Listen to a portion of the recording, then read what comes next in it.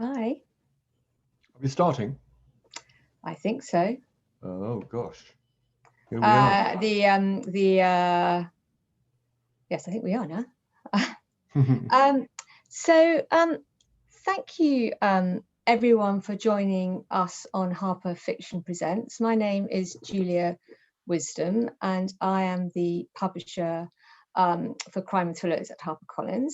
So we are here to welcome Andrew Taylor, the renowned historical crime writer, and to celebrate publication 5 years ago now of his seminal novel, The Ashes of London. So Andrew and I have worked together on and off, I think, for 30 years, some time anyway.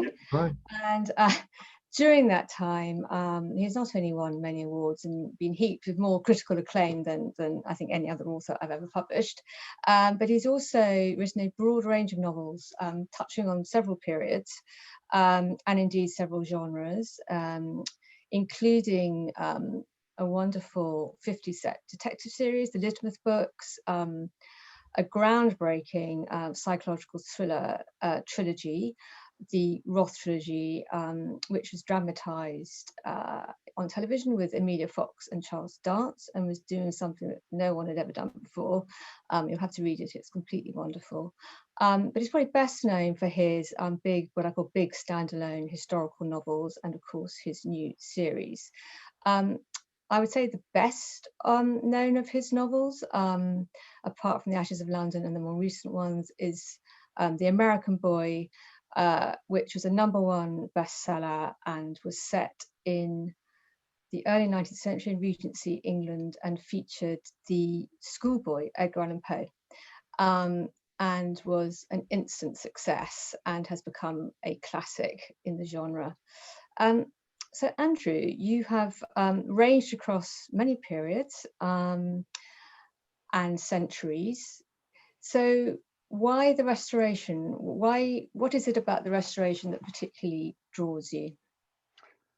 Well, it, it came about by a circuitous route, as so many things do in my writing career. But I was looking around for a new setting. I don't like to stay too long in with one sort of novel because I think one grows stale.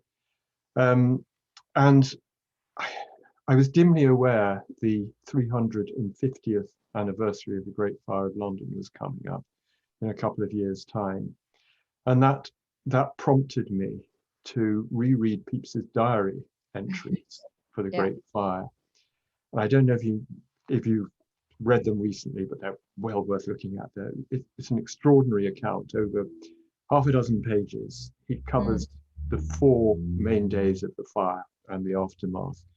Yeah. And you can always almost feel the adrenaline rising off the page. He's just so excited. And he's there in the middle of it. He's the one who rushes up the Thames, Yeah. and tells the king the fire's growing serious. Yeah. He's the I one. didn't know that. I'm Well, ashamed yes, to he admit was. I've not read it. Yeah. Yeah. Or do. And he's the one Yeah. who rushes back and is trying to make the Lord Mayor do something, but the Lord Mayor was a complete loser, and he said originally a man could piss it out, but unfortunately he was wrong. Yeah. And then Pepys is trying to save his own household possessions. He's hiding the official papers in the garden, and his cheese, his Parmesan cheese, and all the vital things. But he's also making sure he's got his gold, because there were no banks in those days. He's got his gold ready to go. And that's what happened when the fire became a little close. He moved off. So I recommend that first-hand account. It's so dramatic.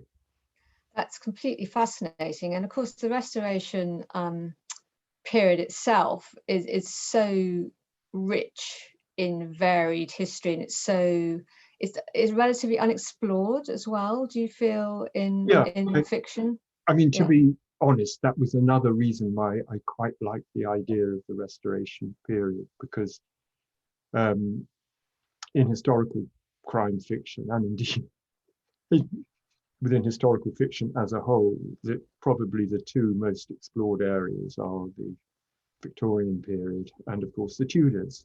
Mm. And I thought, I just can't face the Tudors. There's so much going on there Yeah. already. But the Restoration was relatively unexplored. And it was also a period, I remember when I was at university doing English, I actually quite enjoyed the poetry of that period and the plays. I found them interesting in that sense that here was what was almost the late medieval world, with a very religious worldview dominating everything, suddenly being confronted by the rationalism, by the emerging empirical science of the Royal Society. It was a complete mingling of two streams of thought, and all this, of course, coming after the high drama and the enormous suffering of the Civil War and the Protectorate. So yeah, it seemed a period well worth exploring. And one of the nice things about what I do is that, thanks to you, Julia, I can think of a period I'd like to find out more about and write a novel set in it. Yeah, and not just one novel in this case. I mean, it's very interesting because your character, James Marwood, when you first created him in your mind, did you see him as someone you would take on through a whole series of books, or not as that kind of protagonist originally? Well, as you know, the original idea was for 3 books, a 3-book series, and I thought probably it would end after that. But it's a funny thing. You can plan and think ahead about a story as much as you like, but once you actually start writing it, creating it, the characters take on, I don't want to say a life of their own, because they're your character, you're creating a completely artificial construct, but they do develop a dramatic logic of their own.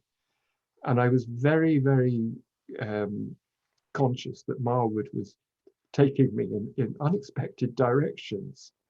So yeah, I mean, how does he start? His position and you know, tell me a little. For those, perhaps there are some people here who haven't read all the books. Where does he sit in the Restoration hierarchy, if you like, at the beginning of Ashes?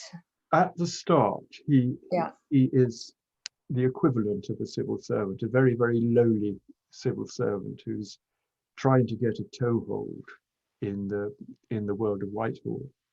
In that he's a little bit inspired by the early life of Samuel Pepys, but he has got a problem that Samuel Pepys did not have, and that is his father was a fifth monarchist, and they were a religious sect, a Republican sect as well. The only monarchy they recognized was King Jesus. And they were quite a violent lot, and very capable of arousing rebellion. And a number of the signatories of the regicide of Charles I were fifth monarchists.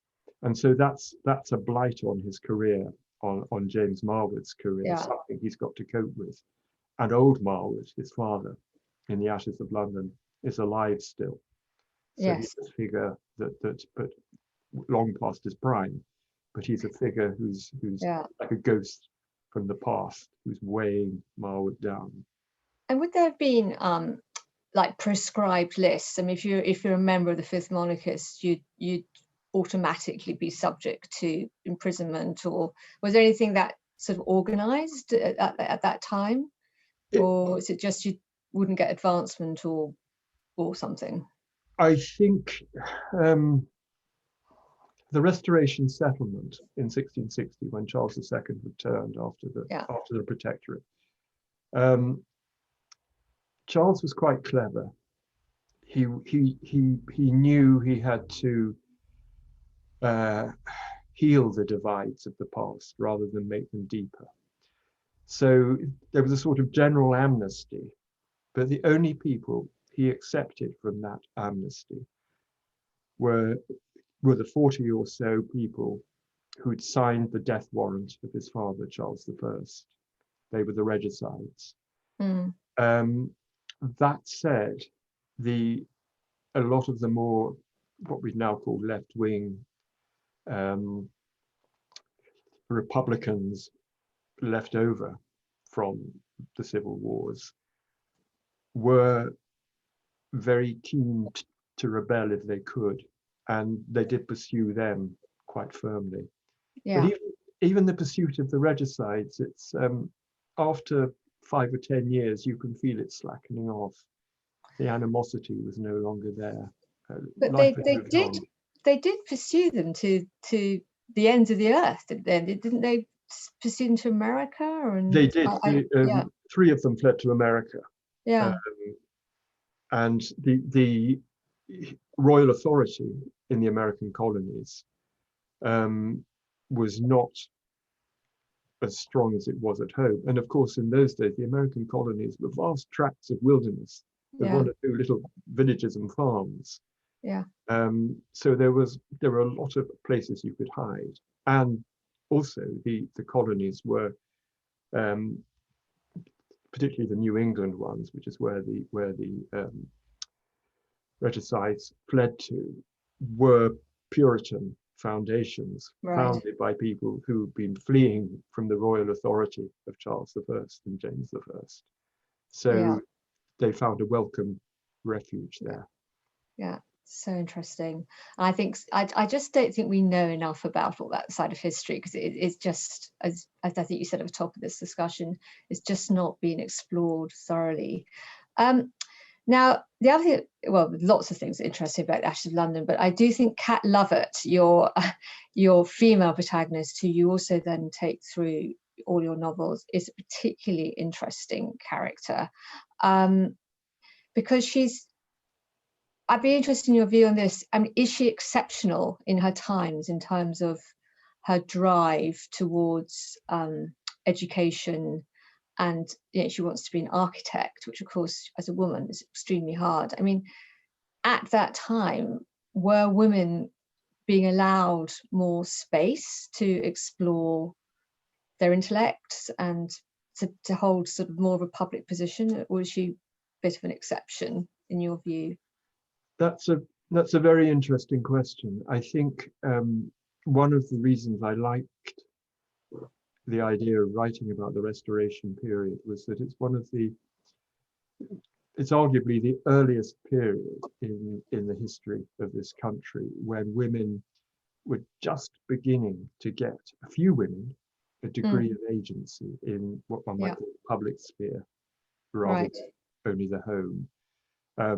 That's a very broad statement, and you could pick holes in that, but in general, it's true. You've got and that's for several reasons. On the one hand, you've got the high profile people like the courtesans and the royal mistresses, who were people, some of them were people of enormous wealth and great influence. Then you had, for the first time, King Charles II, when he returned to the throne in England, one of the first things he did was say, let's reopen the theatres and women can act in public. And this was for the first time. Really? Is it the first time? Gosh. Yeah. So you got a breed of professional actresses emerging. And these were public figures and had a great position within London. And you had some musicians. However, all these, of course, were perhaps relatively exceptional among women. Yeah. Far more women were, particularly in nonconformist families, you found the tradesman of the family, the father of the family, who was legally and indeed theologically the head of the family. He'd be the one going out and doing the work, the jobs, building the buildings or making the clothes if he was a tailor or something like that. Yeah. But the woman would be the one actually running things. Right. She would be the one keeping the accounts, ordering the materials, making sure everything was done on time, and the husband knew where to go to. So within nonconformist households, especially, you began to get emerging these very quietly powerful women who were dominating the family in the wider field as well as in the home. Yeah. And there was one other category of women, and this is I think where Kat falls in. Her background is, on one side at least, her mother's family is landed gentry who've lost most of their wealth in the civil wars as they backed the wrong side. But they were people of great cultivation. And there were women like that who grew up in cultivated homes who were very highly educated. They would speak languages, they could play lots of musical instruments. They knew a great deal, in some cases, about things like architecture. Yeah. There's even a tantalizing possibility. There was a woman called Lady Wilbraham, who was one of the inspirations for Kat. Yeah. Who was a wealthy woman, married to a very wealthy man. And there have been claims that she was the first woman architect who advised Wren even. Oh, really? I didn't realize she was based on inspired by a real person. How interesting. Well, when we say real person, I think we should take this with a grain of salt. Okay. I've yet to see any completely convincing evidence, but there is a fair amount of evidence that she was at the very least advising on the architecture of the homes of herself and her family. And these were big houses. These were big, serious builds. And she was a woman who traveled a lot abroad. We know she went to Italy. She was reading up about Palladio, architects like that. Yeah. So she was very, very much aware of what was going on the continent, what was modern architecture. So she is an intriguing figure, and she was one of the people who fed into Kat. Gosh. What I hadn't expected was how important she would become. Because when I first started thinking of The Ashes of London, she was not a secondary character, but my main narrative voice, the only real narrative voice, was going to be James Marwood. That's why he's in first person. Yes. But gradually I realized that Kat was coming out as an equally important character. She's certainly very dynamic, interesting character who grows through all the books, and indeed does something quite exceptional in a way in terms of her running an office, the architect's office. Well, she has the advantage. I mean, in later books, there was one other category of woman who had agency, and that was widows. Of course, yes. Because a woman who was a spinster her father could tell her what to do. If she was married, technically, her husband could tell her what to do, and could own property, her property. But once the husband was dead, she was a widow. She could have property in her own name. She could do stuff. I've often thought the best thing to be was a rich widow. Absolutely. Before a certain period in time, I'd like to point out. But every time I read historical novels, and I just think, oh, you had to be a rich widow to get through this lot as a woman to survive. That's exactly it. Very good. And then just as a general sort of ambience of the time, I was just curious to know, I think we have touched on this, but just the feeling in the air and the importance of religion at those times, which of course it was, I presume, highly important.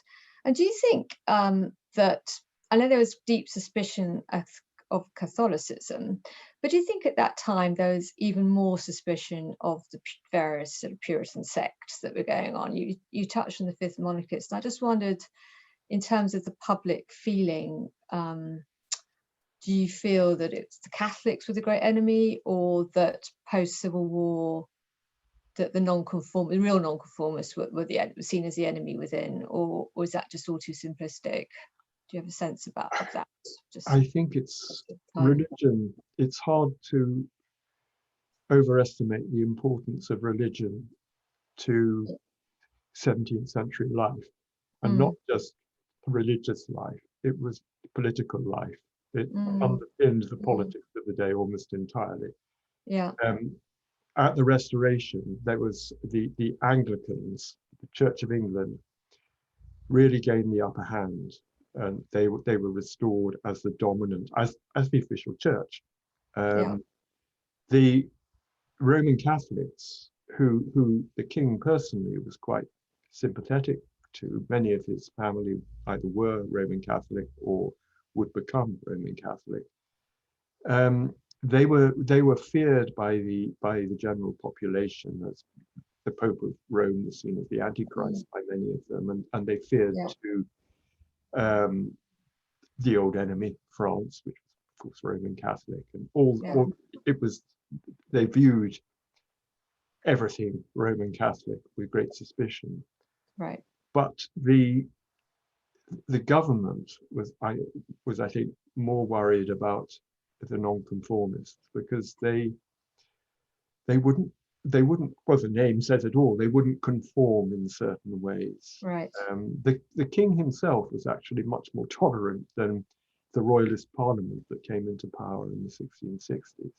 But as the decade went on and moved into the 1670s, it changed, and the Roman Catholics became the real polarizing enemy of everyone else. So you're generally rather pro Charles II, Andrew. I get the feeling you like the man. That's funny. I've thought of this a lot. I think when I wrote The Ashes of London, I was quite sympathetic towards him, and I still am. But I think as in the course of the 5 books, and I'm now researching the 6th, my opinions are modified, and I think increasingly he was could be quite a ruthless man in a funny way, and quite a selfish man, an incredibly selfish man. And he was not a king for the Me Too generation, by no stretch of the imagination. Were any of them? But any of them? Well, no, but he was. He broke a lot of promises in his lifetime, Right. put it that way. Okay. But on the other hand, Yeah. priorities were to survive as king and to pass his throne on to his legitimate heir. He fulfilled those. I think he achieved a great deal. He had a very difficult hand to play in life. Particularly, he inherited a crown when he was in exile. He fought his way back. He found his way back to the throne, and he kept it for another 25 years, and ended it rich, respected, and surrounded by his queen, his mistresses, and his bastards. He was successful in his own terms. Yeah, no, that's very interesting, and he presided over a very, actually a real flourishing of the arts and the sciences, and under his reign, wasn't he? Yeah, he was interested in science. He was that comes through in the book, actually, the things that interested him. So, and just to sort of go back to the beginning, if you like, almost to the Ashes of London, the Great Fire. This must have been a huge moment in London's history, and I'm sort of always curious to know that in the reshaping of London afterwards, was a particular vision brought to bear? Almost like, what are the ramifications around London as a city, how it looked, and how people lived in it, or did it just sort of get rebuilt willy-nilly? I mean, was there a master plan? Was there? People wanted there to be a master plan. There were at least 5 master plans proposed, the most elaborate and the most interesting of which was Wren's. But the problem was money and time. You had to get London up and running as quickly as possible, because it was not only the political heart of the country, but the financial heart, the manufacturing heart. So much of the trade came through the docks of London, and all this, of course, had implications for the revenue of the country. The Customs House was burned down in the fire, in the excise office. So they had to get London up and running, and also they couldn't find the money for a major rebuild. It was a matter of building piecemeal, more or less on the pattern of the old streets.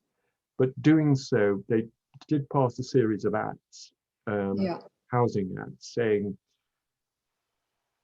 how you should build houses, how far apart, what they should be made of. They were trying to reduce the risk of fire. Yeah. So there was a plan to that extent. And they had the Fire Court, which is the subject of the second novel series, which was an ad hoc court that had enormous powers to resolve the many disputes that arose after the Great Fire between who should rebuild this house and who should rebuild that house, or where does that boundary end, and which is whose land is that? It's all this was the Fire Court heard over 1,000 cases, and without it, I think the whole process of rebuilding London would have taken years longer, possibly. It was quite an enlightened institution, really, wasn't it? Because I think you've said in the past that it was pretty uncorrupt. Yeah, remarkable. It was, as far as we know, entirely uncorrupt, and the judges who served on it gave their time for free.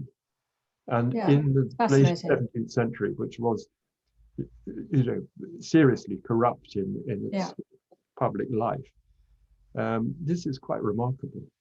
I don't think we hear enough about things like that, because it says, I think you've shone a really interesting light on post-fire London, which I'm sure not that many people are aware of. Very, very interesting.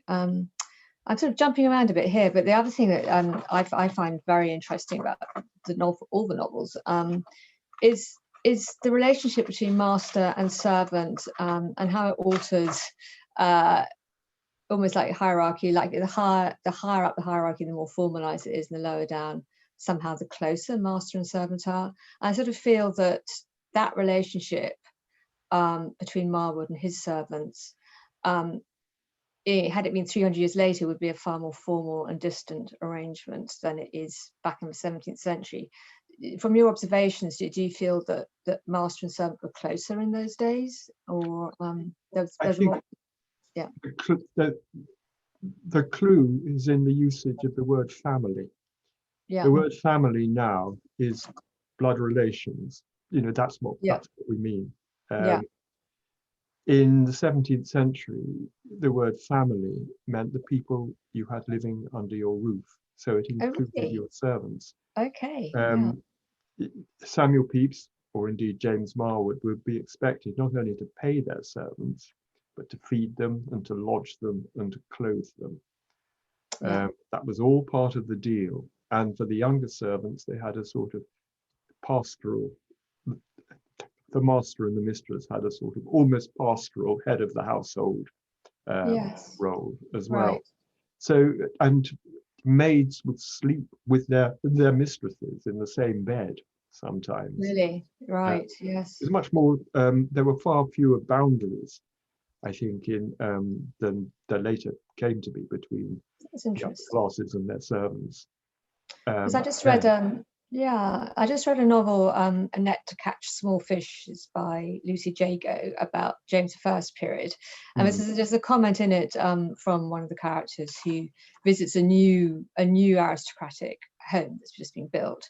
And she said, oh, it's a new thing, a servant's entrance, as opposed to one entrance for everyone. And she said that this was some innovation, and that just struck me as being just something I hadn't really thought about before. And just illustrates what you're saying there. So just to kind of think about sort of the period generally, which sort of particular apart from Pepys, were there any particular real life characters that jump out at you find particularly fascinating in the course of your researches into this time? I mean, there's a whole parade of them, really, from Charles II downwards. Top five. Oh gosh. Well, the fourth novel, the Last Protector, is about Richard Cromwell. Who's one of these largely forgotten histories of English, of history, largely forgotten figures of history. He was, of course, the son of Oliver. He was the second and last Lord Protector. For a little under a year, he was the equivalent to a king of England. He had enormous powers. He was the head of state.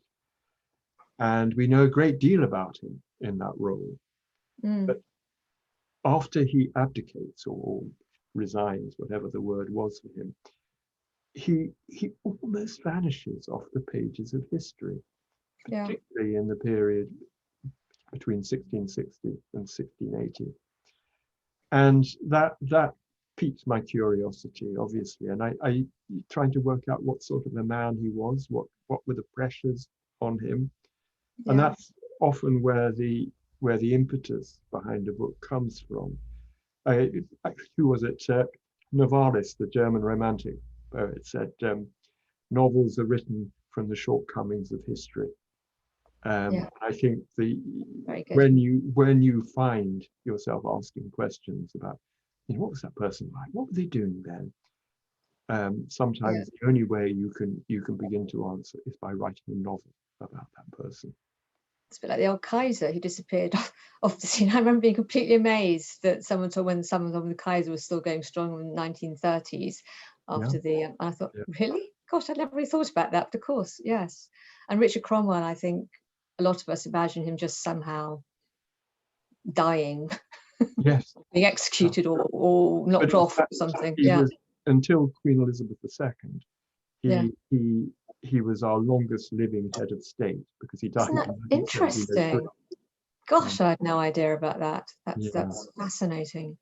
So in the other books in this series, you've touched on a bit, but the King's Evil, that was an expression which I hadn't yet heard before you explained what it was. I wonder if I don't know if everyone's read this book. If not, would you like to explain what the King's Evil actually is? Because it is again another lovely, sort of fascinating light on what people believed at the time.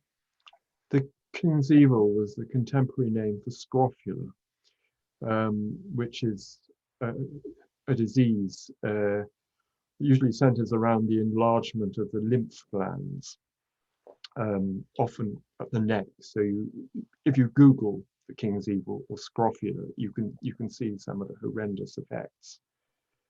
In the 17th century, it reached pandemic proportions. It was everywhere, particularly in England. It was a really serious thing.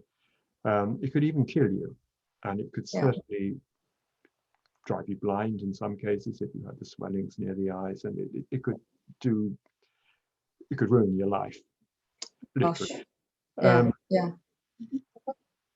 The kings of England, since the Middle Ages, had practiced what they call royal, how to get this word right, thaumaturgy, which is the power to cure by miracles. And the Stuarts seized on this, which had been a fairly minor thing they'd done in the Middle Ages and a bit in the Tudor times, and built it up to a great big ceremony. In the Book of Common Prayer, there was a service for the curing of the King's Evil.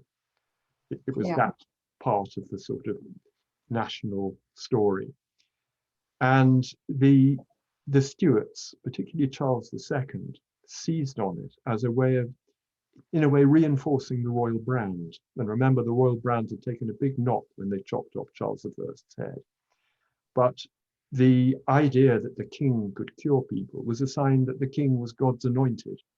His authority came from God. And in an authoritarian age, that was he was an ally worth having if you were a king. You wanted to have God on your side. And these lengthy ceremonies were enormously popular. In the 25 years of his reign, they reckoned that Charles II laid hands on, as they used to say, in these very elaborate, lengthy ceremonies, very expensive ones too, something like 100,000 people. And bear in mind that the population of England at that time is about 5 million people, and that amounts to 2% of the population. And that gives you an indication of A, how widespread the disease was, and B, how the king's touch was seen as the most effective cure. It's truly remarkable. It is remarkable. A late medieval superstition Yes. becomes a political instrument in the age of science, the emerging age of science. You've got so much going on there. And it's also quite interesting because he in a way, if he sees that many people, many of whom are exceptionally ill, it's amazing he didn't actually pick anything up because he's touching them. See what I mean? I mean, yeah. did they vet? I mean, sorry, it's a slight byway this, but would they vet the people so that they'd be sure they didn't have anything too obviously catching? I don't think it was generally considered to be contagious or infectious, if they're, say, a cold or indeed coronavirus. But yes. it's we now know that it's a type of TB, right, in most cases, and a common source of infection is unpasteurized milk. Right. But for all that, we don't know why it was so prevalent in 17th century England. That's so interesting, isn't it? Goodness. So let us move on to your next book, Andrew. I'll just touch on that. Here it is, The Royal Secret, everyone. It's very beautiful. Yeah. So Andrew, would you tell us a bit about, without giving the game away, what The Royal Secret concerns? And we'd love it if you could do a reading from it for everyone. Well, The Royal Secret is the thing, the idea at the core of it, the historical event at the core of it is something called the Secret Treaty of Dover of 1670, which was a treaty between England and France. It had a number of secret clauses, and if these had leaked out, they could have caused a revolution. They could have caused another civil war, because King Charles, in return for a hefty pension, said he'd declare himself a Roman Catholic, and people didn't like Roman Catholics on the whole. Yeah. It was an extraordinary treaty which had been brokered by a woman, interestingly enough, and the woman was Charles II's sister, who's usually known as Minette now, who was one of these rather haunting figures of history. She was obviously a woman of great charm, not particularly beautiful, but lively, cultivated, interesting. And she was loved by her brother. Charles II probably loved her more than any other woman in his life. And she was also loved by Louis XIV, whose sister-in-law, rather, she was. So she was in a perfect position between the two kings to help conduct and facilitate the delicate negotiations between them. Yeah. Anyway, that's the idea. Right. And it added to that. I mean, this is one of my novels, so we have a Barbary lion, we have a murderer, and we have a street called Slaughter Street in it, which is near Smithfield. Well, in my novel it is anyway. Touch of witchcraft, I believe. And just a little touch of witchcraft, perhaps, but which leads me to the reading. Yeah. If you would like, this is the very beginning of the Royal Secret. Two girls at a window and a rat scratching behind the paneling. The sky was a cold, hard blue. If you look carefully, at exactly the right angle between the blackened buildings and snow-patched roofs, you could see a section of the river twitching in the distance. "I hate this house," Maria said, "and I wish he was dead." "Master whipped you again last night," Anna said. She was 2 years older than Maria and much taller, which compensated for the difference in their stations, at least when they were alone. "I hate him. I didn't know you could hate someone so much." "He don't look well, do he?" Hannah said, as if at random. "Maybe he'll die." "Abbott's a devil. He'll live forever just to spite us." Maria always called her stepfather Abbott when he wasn't there, as if he were a dog or a servant. Hannah rested the tip of her nose against the glass. The window was rimmed with ice. Her breath condensed on the cold surface, and the river vanished. "No one lives forever." With her finger, she rubbed at a lozenge of glass, making the river return. "What would happen if he did die?" "Well, then my mother and I would go back to Slaughter Street, I suppose, and everything would be all right again." And me? Oh, you come too, of course, Maria said. Hannah turned to look at her. You swear? Bible oath? Maria crossed her fingers behind her back, in case the promise later proved inconvenient. I swear. Hannah said, there might be a way for him to die. Oh, reading, guys. Chilling, isn't it? It's very, very good. It's a very, very good book, and it's out at the end of April. So I hope everyone have the opportunity to read that. Now we do have quite a lot of questions, Andrew. So we had a couple sent in. So I'll start with those because they're to do with research and imagination and the time spent on it. Also, I think covers off a few of the questions in the chat. Sort of how much time is spent in research as opposed to actual writing, Andrew, would you say? I'd say roughly it's probably half and half. I mean, this is one of the things that surprised me when I began writing historical crime rather than crime novels. It's just so much time goes on research. Not that it's a chore. I mean, sometimes I could just go on researching forever. It's just so fascinating. And some Are you a historian by training? No. Okay, sorry. I'm a historian monkey. Okay. I'm a complete fraud. But the some of the research is obviously done beforehand when I'm casting around for a subject and reading my way into a subject. And when I wrote Ashes of London, of course, I was also doing research into the context, the social and the political context, and the little things, you know, all the details of everyday life. Which, if you're writing a series, as I am, you build up a cumulative store of material of that sort. But then there's another sort of research that, as the novel emerges, you find you need to know a little bit more about something else, and so you find out about that. So there's a constant process in a way. The research not only happens before you write, or before I write anyway, but also while I'm writing. Yeah. It's like a constant feedback process in a way.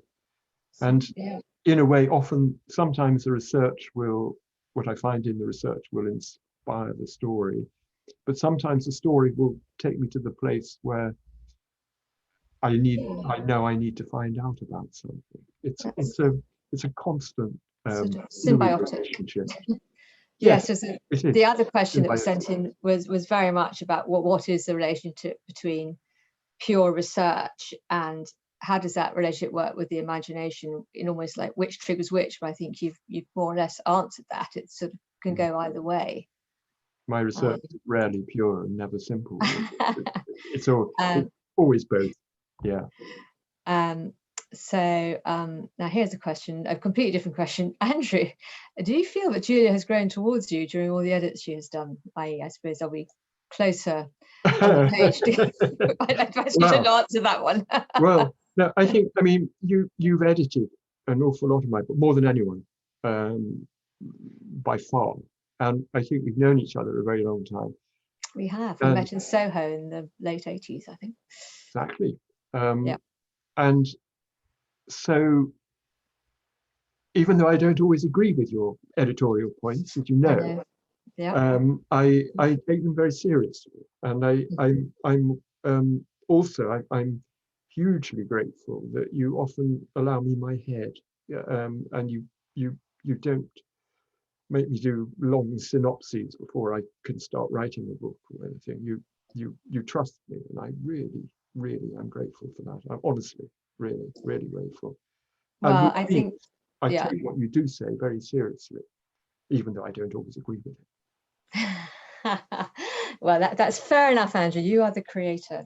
These are your babies, and everything. Without you, where would I be?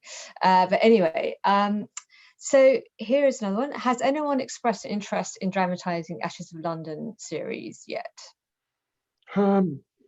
well, I hope there's somebody out there who's just about to express interest. I mean, I think there've been one or two Yeah. rumbles, and I think it'd be a very interesting subject. And in the old days, as we know, historical dramas on film and TV used to be prohibitively expensive. I think now with CGI and things, it's maybe the costs are coming down a bit. That said, obviously they'd be quite complicated things to do, but it's Yeah, I would have thought there's such rich storylines, and there's so many sort of big moments in history that you touch on, even though it is expensive. You look at what Netflix has done. I think it's ripe for adaptation. I think that'd be wonderful if it could be adapted. Yeah, yeah. Now here's one from Kate Beatty. Is it more daunting writing about real people rather than wholly fictional? Do you approach the writing differently if they are a known or public figure? I try not to falsify history. I've got a very strict rule I apply to myself. I really try very hard. Well, I don't, if I can possibly help it. I don't think I do ever, actually. If there's a known fact that I don't change a date or No. change an appearance or something for the sake of the novel. The factual basis has to I be think the that's, prime yeah. thing. And I think readers need that. They need to know it's a contract between me and the reader that the history is going to be accurate as far as I can make it accurate. Obviously, And I think it gives a proper authenticity to the experience of the reader, because they trust you to get it right. And I think because I speak for myself, I read loads and loads and adore historical novels right from very young, really way back when I was 7. And I've always believed almost every word the novelist has said. I've taken that as my history. So when I find out that something's incorrect, I feel desperately cheated. It's you have to be able to suspend all disbelief. Now moving on. Now one from Io. Io Onatade. Io. I know that you said that you didn't want to write about the Tudors, and you are currently writing about the Restoration period. But is there any other historical period that you are interested in and would have considered writing about? Oh, that's interesting. Io, you may remember I wrote a book called Bleeding Heart Square. I don't know, 12 years ago, which was set in the 30s. And I quite like to go back to the middle of the 20th century. And I know Julia knows about this already because we've had a word or two about this. Perhaps World War II. I'm very happy in the Restoration period, and I could stay until we reach the 18th century, probably working my way through the years. But I am sometimes tempted by the middle of the 20th century again, that period from about, I don't know, 1930, 1950. It's quite an interesting time, don't you think? Yeah. Well, I look forward to discussing that with you further. Now then, I think we've got time for one more question. Have a look what we've got here. This is something this is quite interesting. Maybe 2 questions and quick. There's a quick one. Andrew, if the books were adapted for TV, who would you envisage playing the roles of Kat and James? Have you thought about that? Oh, I leave that to the casting director. I think Right. I'd say wonderful choice. I know, sorry, that's a silly answer and not a very satisfying one. I just want people with personality rather than looks. I was very with the Roth trilogy when they televised that. I was very lucky. Amelia Fox played, as it were, the villain in that, and I had so much respect with the way she went into that. She researched it so thoroughly. You know, we had these long email exchanges about the character and so on, and she already knew the books. In fact, when she was what she Did read she? for the Right, part, yeah. and it Yeah. was I had, if it were filmed or televised, Ma wouldn't love it books. I have such enormous respect for what an actor and a good writer and Yeah. director can do. And I this is their world. I take their decisions. Yeah. Yeah. I think it's Cat Lovett in particular is a gift of a part, I Yeah, would say. isn't she? Yeah. Just a gift of a part. And just the final one, which is very appropriate for an historical writer, and something which I was going to ask you myself. How do you strike a balance between writing prose that is appropriate to the period while seeming idiomatic to the contemporary reader? Because that is a really hard juggling act, I feel. That is, yeah, you're absolutely right. It's a very interesting question.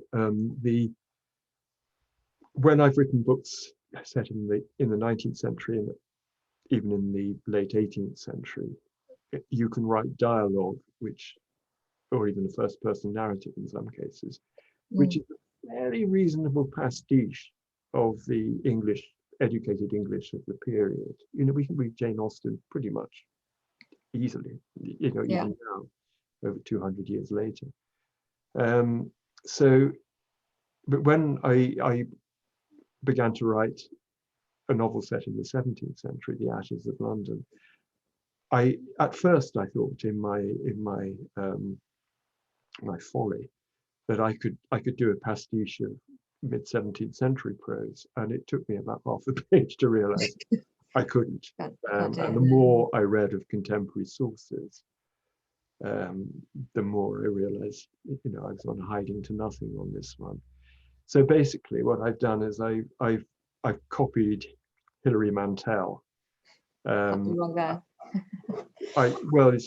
She's a good model in many ways. Yeah. But tried to write a very sort of plain, timeless English. I try to avoid too many anachronisms.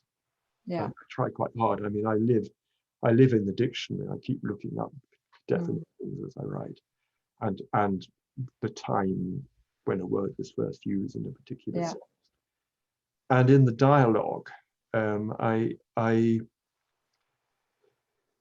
try to use occasionally turns of phrase that are appropriate to the period to lend a sort of little color to it. But I'm writing fiction, and my prime goal is not to show off how much I know about 17th century prose. It's to tell a story, to get it across to the reader. That's what I need to do. Yeah, it's communication, isn't it? But in a way that a 21st century person understands, but doesn't feel as anachronistic. So I think you put it off brilliantly. Thank you. So I think on which note we should wrap up. So thank you very, very much, Andrew, for talking to us for almost an hour now, and it's been so interesting. And thank you, everyone, for watching. I hope you enjoyed the discussion. So. Well, thank you, Julia, and also thank you all these lovely invisible people out there. You're wonderful. We couldn't do it without you. Thank you so much. I wish we could see you. Yeah. It's so strange talking just to a screen, but I suppose we've all been doing that. Okay, well, thank you very much, Andrew, and thank you very much, everyone, for listening. Bye. Thank you. Good night.